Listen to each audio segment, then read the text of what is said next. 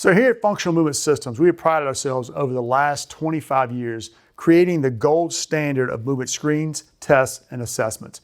And the goal with doing a screen test or assess is to figure out what's the next best step. And one thing I said that there's important is it's a system. We've got a lot of different things and a lot of different decisions we make off of the information we take in. And our goal with the FMS, or Functional Movement Systems, is to figure out the minimum amount of information we need.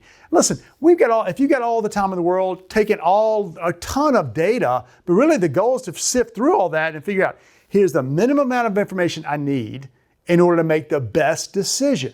So we have our 3 entry points here for most people, or for anyone for that matter. If a person's in pain, we're always going to take a person in pain through our SFMA, or Selective Functional Movement Assessment. So that's really for people who are in pain.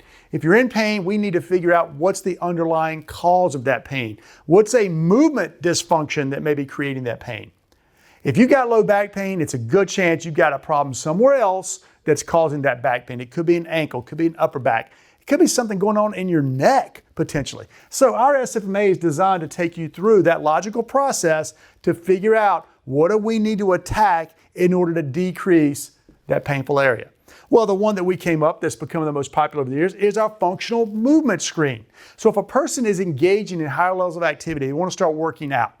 Well, we want to look to see what your basic movement competency is and figure out what the person can and can't do, and based off that information, take you through or build out a good exercise program.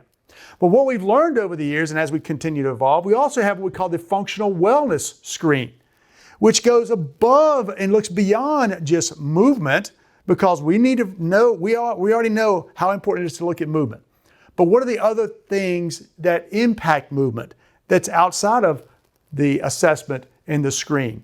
Well, we need to look at your breathing. We need to look at your lifestyle. We need to look at your behavioral health. We need to look at your sleep. All these things in your lifestyle can impact how you move, and we know that movement can impact things you do in your lifestyle. So we created this functional wellness screen to take a much more holistic approach. And for the person who may be, just a general person who's looking to just start a workout plan, maybe lose a few pounds, this may be a much better place to start. This could be somebody who maybe, because this one's a little bit more challenging. Our functional movement screen was designed to be more challenging. This may be a good entry point for most people if they're just looking to improve their overall fitness and wellness. This may be a good entry point for that person who's been working out, but they want to take it to another level. Maybe you're an athlete. Maybe you're a weekend warrior. You want to be challenged more. But I would make a good argument.